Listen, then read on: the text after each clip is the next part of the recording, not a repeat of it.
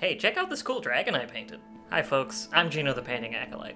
A while back, I made a video about a cool, unique, interesting scheme that I was using to paint my Flesh Eater quartz models with. I have that scheme because even further back, when I was kitbashing my custom Bloodthirster, I bought the Flesh Eater quartz Start Collecting box because I specifically needed the wings from the zombie dragon in that kit, and it was literally $10 more expensive to buy the Start Collecting than just to buy the zombie dragon on its own, and the Start Collecting came with 13 other models, so, my plan had always been to build and paint the other Flesh Eater quartz models eventually. And when it came to the giant undead winged creature, my thought was always that that's future Gino's problem. Well, a while ago, future Gino became past Gino, and I solved that future Gino problem by buying the wings from the Tyrannid, winged tyrant, hive tyrant, something. I'm not super familiar with Tyrannids in 40k, but the kit is super customizable, including wings that matched roughly the size and shape of the zombie dragon. So I went ahead and got those, which was not that expensive.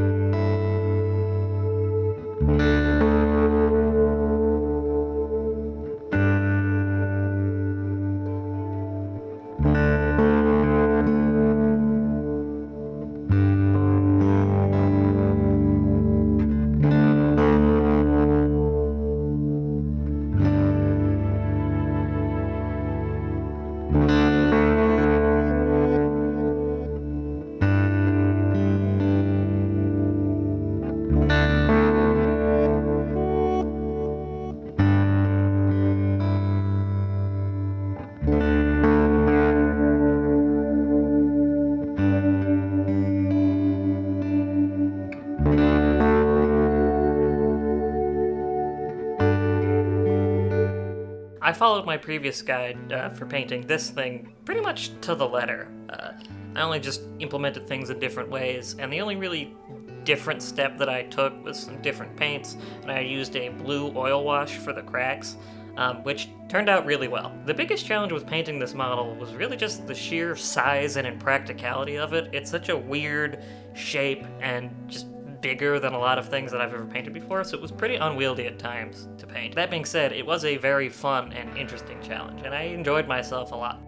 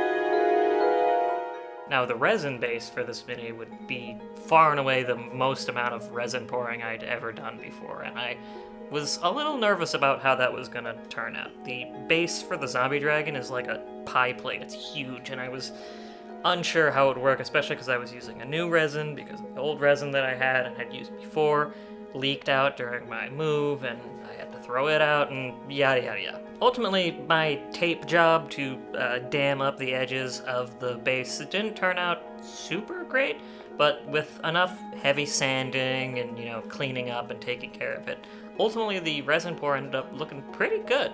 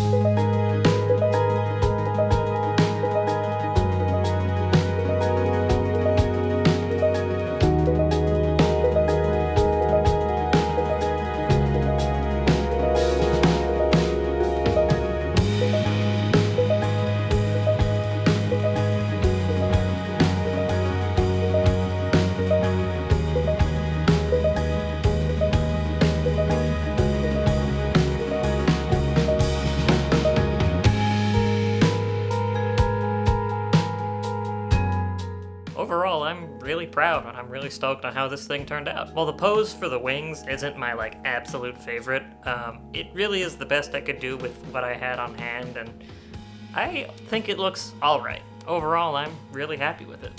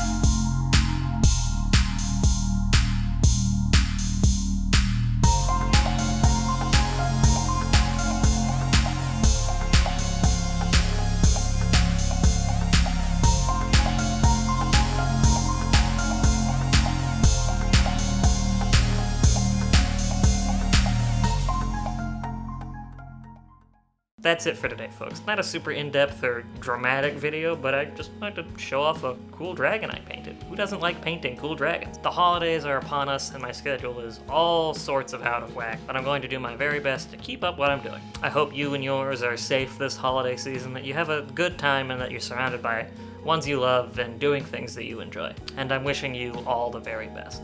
Thanks for sticking around and giving this video a watch. I really appreciate it and it means a lot to me. I'm Gino the Painting Acolyte, and I'll catch you next time. Take care, and bye-bye.